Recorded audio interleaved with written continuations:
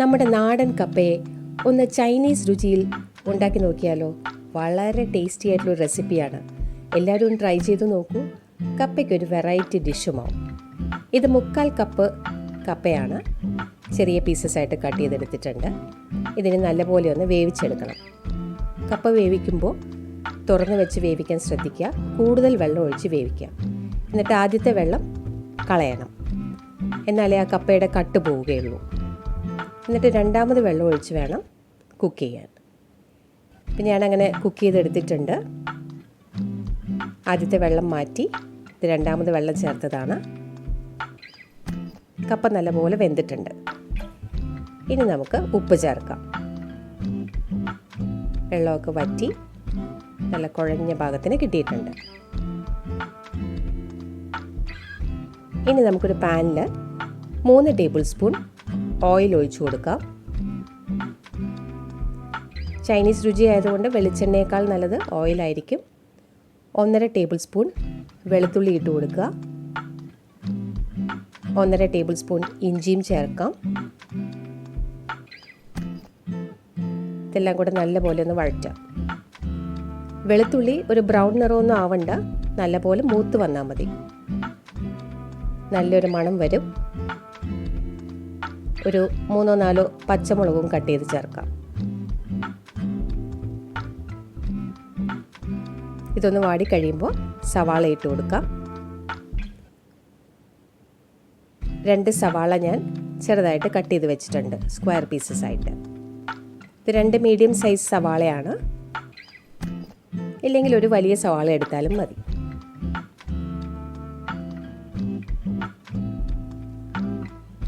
ഇനി നമുക്ക് ചേർക്കാനുള്ളത് ക്യാപ്സിക്കമാണ്. ചെറുതാണെങ്കിൽ ഒരെണ്ണം, വലുതാണെങ്കിൽ ഒരു പകുതി ചേർത്താൽ മതി. ഇതും ചെറിയ സ്ക്വയർ പീസസ് ആയിട്ട് കട്ട് ചെയ്തെടുക്കുക. ഇതെല്ലാം കൂടെ നല്ലപോലെ ഒന്ന് വഴറ്റിയെടുക്കുക. ഒന്ന് നല്ലവണ്ണം വാടി കിട്ടിയാൽ മതി. സവാളയുടെ നിറം ഒന്നും മാറണ്ട.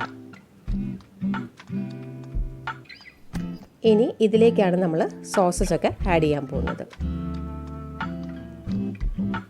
ആദ്യം തന്നെ 2 ടേബിൾ സ്പൂൺ ടൊമാറ്റോ സോസ് ചേർത്ത് കൊടുക്കാം.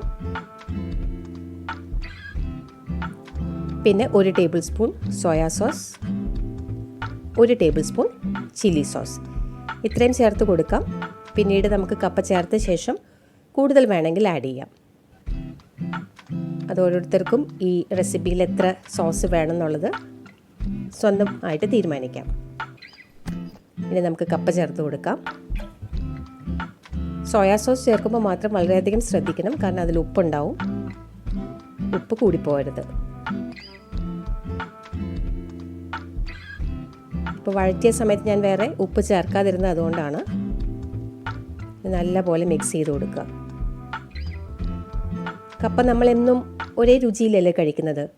ഒരു വ്യത്യസ്തമായ രുചി പരീക്ഷിച്ച് നോക്കൂ. 1 ടേബിൾ സ്പൂൺ ടൊമാറ്റോ സോസ് കൂടി ഞാൻ ചേർത്തിട്ടുണ്ട്.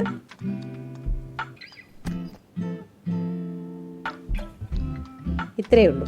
ഇത് നല്ല ഒരു കുഴഞ്ഞ ഫോമിലാണ്. ഇതിനകത്തേക്ക് കോൺഫ്ലവർ ഒന്നും വേറെ ആഡ് ചെയ്യേണ്ട ആവശ്യമില്ല. കപ്പയായതുകൊണ്ട് ഇത്രയും മതി.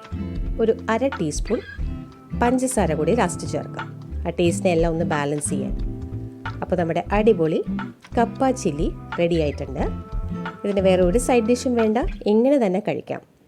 അപ്പോൾ പരീക്ഷിച്ച് നോക്കൂ, ആസ്വദിച്ച് കഴിക്കൂ. Thank you for watching.